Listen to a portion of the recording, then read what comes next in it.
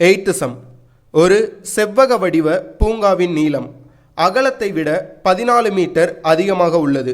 பூங்காவின் சுற்றளவு 200 மீட்டர் எனில் அதன் நீளம் மற்றும் பரப்பளவு காண்க. பாஸ், ஈஸியான கொஸ்டின் தான். ஒரு செவ்வக வடிவ பூங்கா இருக்குது. அதுக்கு நீளம்னு ஒன்று இருக்கும், அகலம்னு ஒன்று இருக்கும். கொஸ்டினில் அகலத்தை விட நீளம் 14 மீட்டர் கூட இருக்குன்னு சொல்லி கொடுத்துருக்காங்க. அப்போ அந்த வேல்யூவில் எப்படி எழுதுறது? அகலம் வேல்யூ நம்மளுக்கு கொடுக்கல, ஸோ எக்ஸ்ன்னு எடுத்துக்கிட்டோம். நீளம் அகலத்தை விட 14 மீட்டர் கூட இருக்குது, ஸோ எக்ஸ் ப்ளஸ் 14 எழுதிக்கிட்டோம். செவ்வக வடிவத்தோட சுற்றளவு formula perimeter is equal to 2L + B.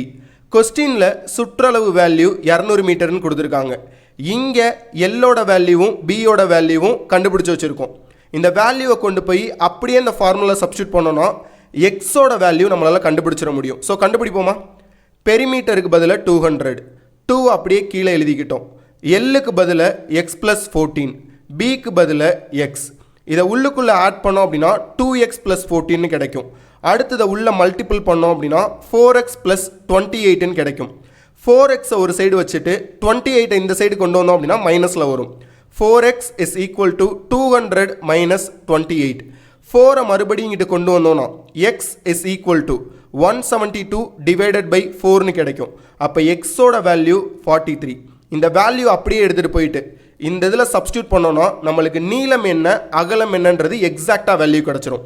So நீளம் இஸ் ஈக்குவல் டு எக்ஸுக்கு பதிலாக 43 ப்ளஸ் 14. அப்போ செவ்வக வடிவத்தில் இருக்கக்கூடிய நீளம் 57 மீட்டர், அகலம் 43 மீட்டர். இப்போ பரப்பளவு கண்டுபிடிக்கிறது ரொம்ப ஈஸி. லென்த் இன்ட்டு பிரெத், நீளம் இன்ட்டு அகலம் 57 இன்ட்டு 43. அப்போ ஏரியா 2451. இந்த சம்மில் என்ன கேட்டிருக்காங்க? நீளம் மற்றும் பரப்பளவு ரெண்டுமே கேட்டிருக்காங்க. நீளம் 57, பரப்பளவு 2451. சரியான பதில் option B, 57 meter 2451 meter square.